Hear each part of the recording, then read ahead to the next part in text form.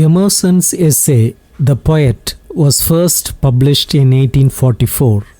In this essay, Emerson shares his ideas about what makes a true poet and what role the poet plays in society. He believes that a poet is someone who sees deeply into the mysteries of the world and reveals universal truths that connect all people. A real poet is able to express feelings and thoughts that others might struggle to put into words, speaking on behalf of all humanity. At the start of the essay, Emerson includes two epigraphs. The first one describes a moody child representing the qualities of a poet, someone who can see beyond the surface of things. The second epigraph is from Emerson's own poem, Ode to Beauty, and talks about ancient poets who inspire people to see the world with fresh eyes. This ties into Emerson's hope that all Americans will embrace their own into four main parts. In the first part, Emerson describes the poet as both an interpreter of the world and a visionary. In the second part, he discusses how the poet, language, and nature are interconnected. The third part expands on the idea of the poet as a visionary who can free people by sharing imaginative, transcendental insights.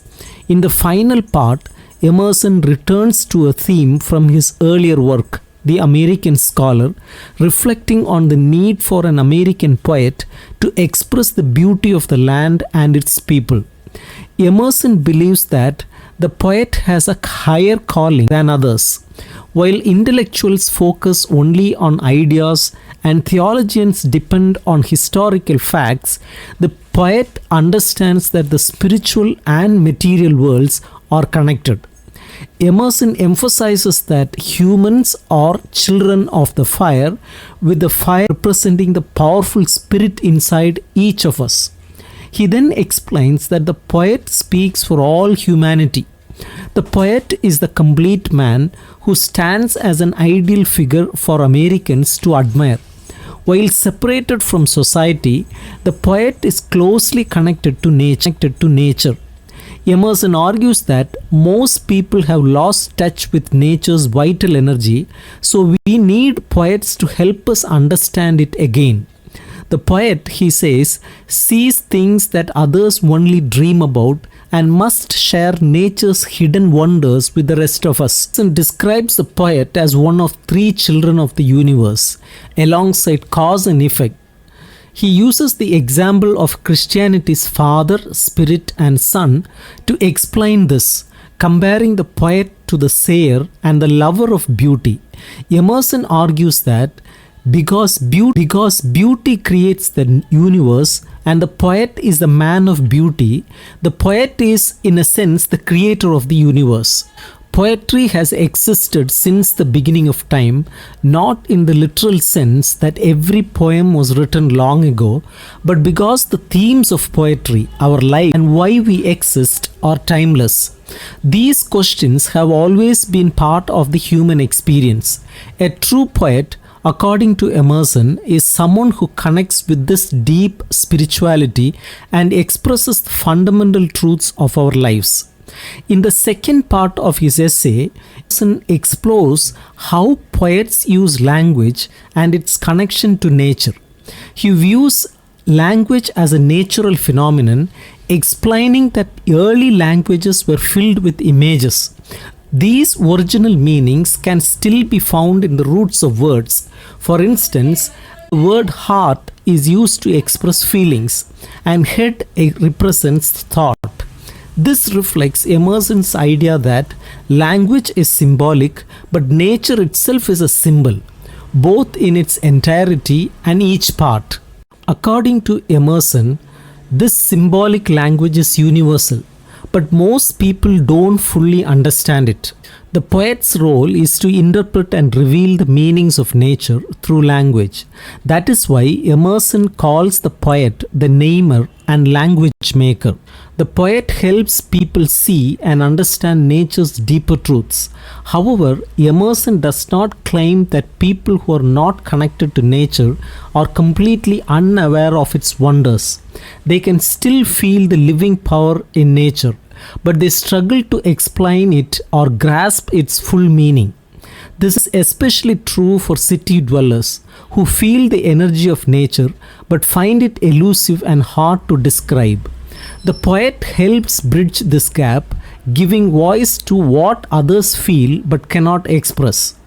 Emerson continues to explore his ideas about the connection between nature, language, and the role of the poet.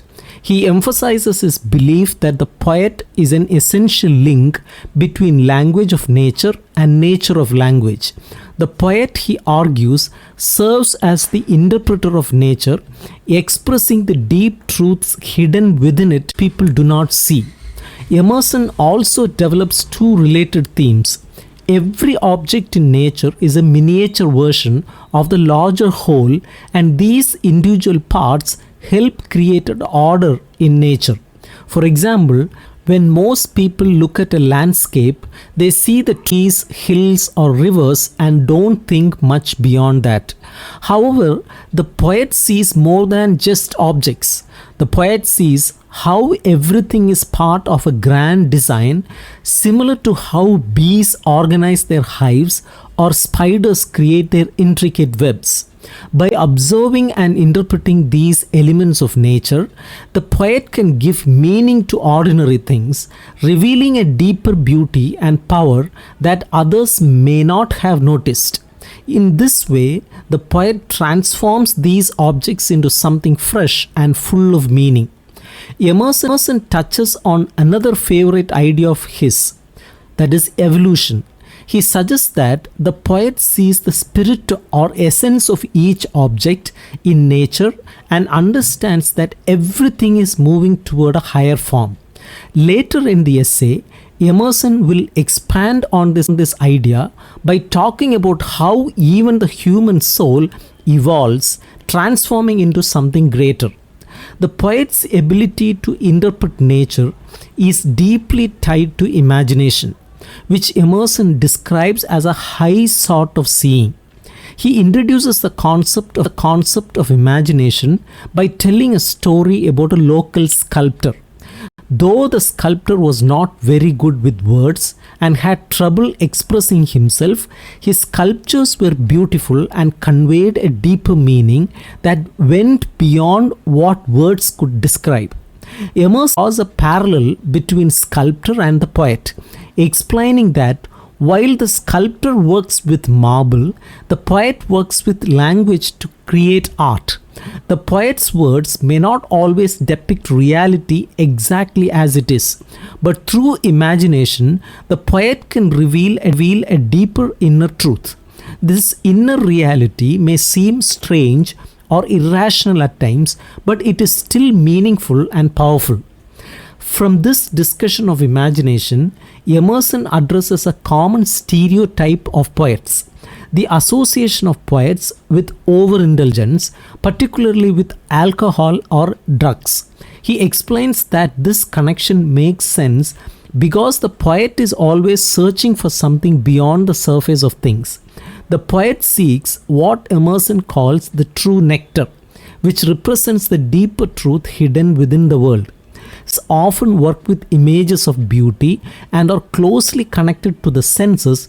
They are more aware of physical appetites and sensations.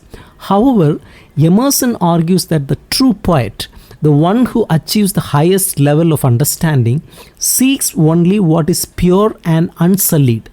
For this poet, the most powerful form of intoxication is not alcohol or drugs, but the imagination itself. This true poet realizes that the imagination offers the most profound and satisfying experience. As the essay progresses, Emerson returns to the importance of the poet to humanity. He emphasizes that poet is not just an interpreter of nature, the poet is like a liberating God. The poet has the power to free people by awakening their imaginations and helping them see the world in new ways. For those who struggle to understand the complexities of life, the poet's words can offer inspiration and guidance. Emerson uses the image of children to symbolize the freedom and joy that come from an unburdened imagination. He describes how, when touched by the poet's words, we feel as though we are touched by a wand that makes us dance and run about happily like children. This playful or joyful image reflects the sense of liberation and transcendence that the poet can inspire in others. Emerson also uses the terms liberation and emancipation as equivalents for transcendence. He explains that liberation is similar to the idea of transcendence that he discusses in his other essays. Here, transcendence is expressed in phrases like a new sense and within their world, another world or nest of worlds, suggesting that through the poet's work we can discover new layers of meaning and experience. In the final section, Emerson reflects on the need for a true poet who can capture the essence of the American experience. He believes that America is still waiting for someone who can do for Americans what Shakespeare did for the British and what Dante did for the Italians. Emerson calls for a new kind of American poetry that reflects the unique qualities of the continent and its people. He believes that just as he called for a new American philosophy in his essay, The American Scholar, there is a need for an American poetic genius who can express the beauty and spirit of the new world. Though Emerson wrote this essay 11 years before Walt Whitman published Leaves of Grass, Whitman is often seen as Emerson was calling for, someone who could capture the American experience in a way that was original and profound. Emerson's call for an American poet has also been associated with poets like Robert Frost, who is considered an example of the kind of poet Emerson envisioned. In the final paragraphs, Emerson delivers an almost ecstatic invocation of the poet. As a diligent craftsman, Emerson's invocation of the muse is a reminder of Greek mythology and takes us back to the essay's opening epigraphs.